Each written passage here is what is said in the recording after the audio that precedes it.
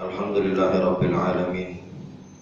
Alhamdulillahilladzi khalaqal mauta wal hayata liyabluwakum ayyukum ahsanu amala.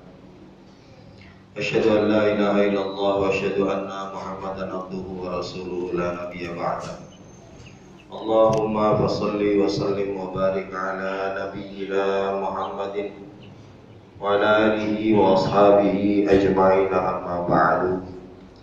Wa ya ayyuhal hadirun al-kiram, ittaqullaha haqqa tuqatih wa la tamutunna illa wa antum muslimun. Masyaallah muslimin, sidang jamaah salat Jumat rahimakumullah. Alhamdulillah, puji syukur kehadirat Allah Subhanahu wa taala yang telah begitu banyak memberikan kita berbagai macam kenikmatan, yang dengan nikmatnya kita bisa melaksanakan ibadah kepada Allah, melaksanakan ketaatan kepadanya, mencari karunia Allah Subhanahu wa taala. Begitu banyak nikmat yang Allah berikan kepada kita, sampai-sampai Allah berfirman, wa in ta'uddu ni'matallahi la tuhsuha. Jika seandainya kalian menghitung berapa banyak, berapa besar nikmat yang Allah berikan kepada kalian, maka niscaya kalian tidak akan sanggup untuk menghitungnya. Oleh karenanya, marilah kita senantiasa berusaha dengan sekuat tenaga untuk menjadi hamba-hamba yang senantiasa mensyukuri karunia-Nya, karena dengan bersyukur kepadanya Allah akan mempertahankan nikmat yang telah ada pada kita, dan insya Allah akan ditambah oleh Allah Subhanahu wa taala. Amin ya rabbal alamin. Dan salam selalu tercurah kepada uswah qudwah baginda Rasulullah sallallahu alaihi wasallam, kepada keluarga beliau, para sahabat beliau, para tabi'in wa ila atba'i tabi'in ila yaumiddin. Mudah-mudahan kita semua termasuk pengikut setia baginda Rasulullah sallallahu alaihi wasallam yang tentu saja selalu berusaha untuk mempelajari ajaran beliau, sunnah beliau, mengamalkannya di dalam kehidupan kita, dan menjadikan ajaran Rasulullah sallallahu alaihi wasallam sebagai satu-satunya pedoman hidup kita setelah firman Allah Subhanahu. Sebagai khatib al-faqir memberikan wasiat kepada diri sendiri dan kepada seluruh jamaah, marilah kita senantiasa berusaha semaksimal mungkin untuk meningkatkan iman takwa kita kepada Allah Subhanahu wa taala dengan melaksanakan seluruh perintahnya, menjauhi seluruh larangannya. Mudah-mudahan kita bisa meraih derajat takwa. Hadirin sidang jamaah Jumat rahimakumullah, di dalam Al-Qur'anul Karim surat An-Nahl ayat 32 Allah Subhanahu wa taala berfirman, udkhulul jannata bima kuntum ta'malun. Masuklah engkau ke dalam surga dengan apa-apa yang telah kamu lakukan. Allah Subhanahu wa taala di dalam ayat ini memberikan informasi kepada kita bahwa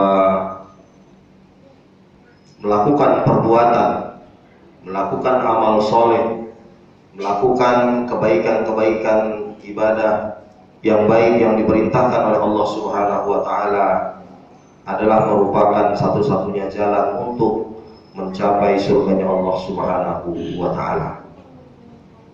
Bukan amal perbuatan yang kita lakukan yang mampu menyampaikan kita kepada surganya, tetapi Allah memerintahkan kita untuk berbuat, beramal, mengabdi kepada Allah Subhanahu wa taala.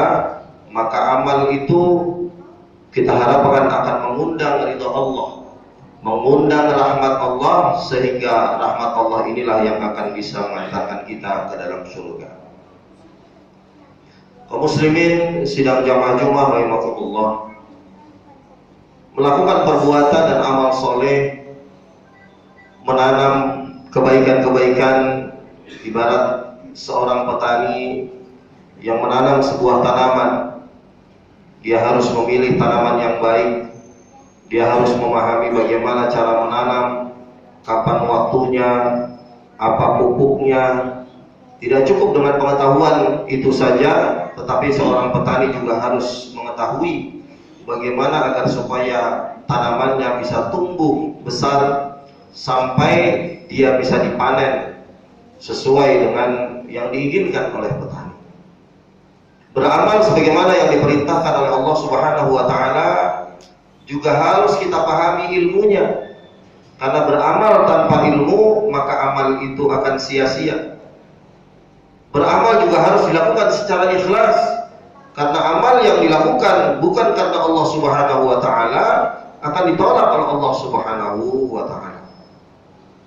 Tetapi perkara apakah amalan-amalan kita bisa kita panen di hadapan Allah Subhanahu wa taala, ini adalah perkara yang lain. Boleh jadi seseorang melakukan amal perbuatan baik ikhlas karena Allah Subhanahu wa taala, sudah memahami ilmunya, tetapi ketika dia ingin mengambil pahala dari amal perbuatan yang dia lakukan di dunia, dia tidak mendapatkan. Karena apa? Karena orang ini tidak memahami faktor-faktor, perkara-perkara yang bisa menghancurkan amalan-amalan yang telah kita jalin. Hadirin sidang jamaah Jumat rahimakumullah. Rasulullah SAW mengajarkan kepada kita ada 3 hal yang bisa membatalkan amal perbuatan kita. Amal perbuatan yang telah kita lakukan, yang telah kita jalin, yang telah kita lakukan selama kehidupan kita di dunia ini, kita lakukan dengan ikhlas karena Allah, kita lakukan dengan ilmu yang kita dapatkan, tetapi ketika di hadapan Allah, amal ini menjadi sia-sia. Surat Al-Kahfi, Allah Subhanahu wa taala menggambarkan, "Qul hal nunabbi'ukum bil akhsarina a'mala." Maukah kamu sekalian aku tunjukkan kepada orang-orang yang merugi amal perbuatannya? Alladzina dhalla sa'yuhum fil hayatid dunya, yaitu mereka yang tersesat di dalam kehidupan dunia, wa hum yahsabuna annahum yuhsinuna sun'a.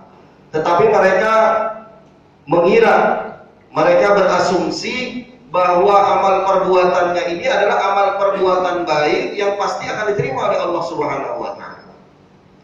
Oleh karenanya, penilaian ini adalah penilaian Allah Subhanahu wa taala. Boleh jadi kita menilai baik, tetapi belum tentu baik di mata Allah Subhanahu wa taala. Yang pertama kata Rasulullah SAW adalah ijabun nafsi.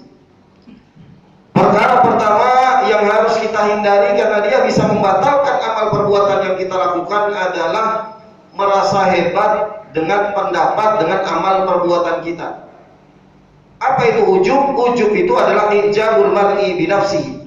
Seseorang yang merasa hebat dengan pendapatnya, seseorang yang merasa hebat takjub dengan amal perbuatannya.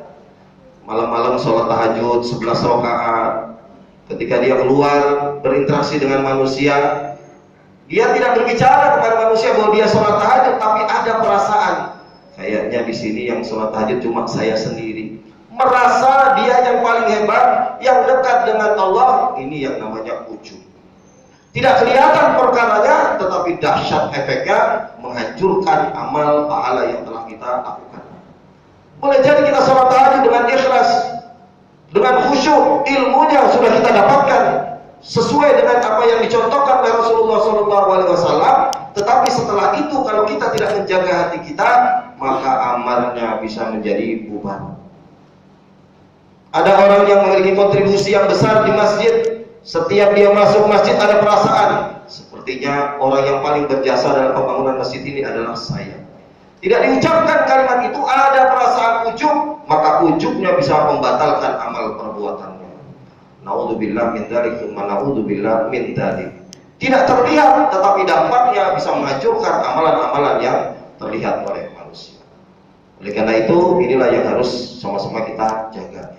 Jangan sampai kita merasa bahwa amal perbuatan kita karena kehebatan kita. Yang mendorong kita beramal adalah Allah. Yang mendorong kita baca Quran adalah Allah. Yang mendorong kita bersedekah adalah Allah Subhanahu wa taala. Maka kita kembalikan ketaatan kita karena memang karunia dari Allah Subhanahu wa taala. Tidak pernah sedikit pun ada perasaan bahwa kita adalah yang hebat karena kita bisa melakukan itu semua. Ini yang namanya ijabul mar'i bi nafsihi. Yang kedua, hadirin yang dirahmati oleh Allah Subhanahu wa taala, yang bisa menghancurkan amal yang telah kita lakukan sehancur-hancurnya adalah adamu khasyatillah indal khalwah. Tidak takut kepada Allah Subhanahu wa taala ketika kita sedang sendirian. Kalau sholatnya bareng-bareng, rame-rame, semangat. Kalau ibadahnya terlihat oleh manusia, semangat. Melakukan aktivitas amalan kalau terlihat oleh manusia, oleh keluarganya, oleh anaknya, oleh istrinya, dia jaga image-nya. Karena apa? Karena disaksikan oleh manusia.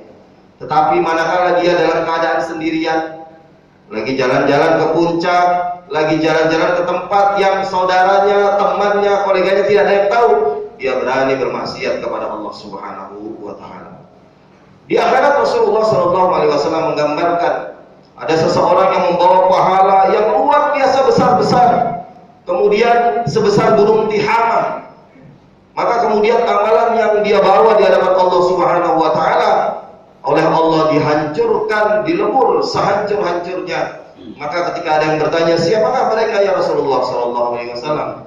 Mereka adalah orang yang ketika siang hari mereka melakukan satu amalan yang besar, yang luar biasa, tetapi datang malam hari mereka melakukan perbuatan-perbuatan yang dimurkai oleh Allah Subhanahu wa taala, tidak disaksikan oleh manusia, tetapi disaksikan oleh Allah Subhanahu wa taala.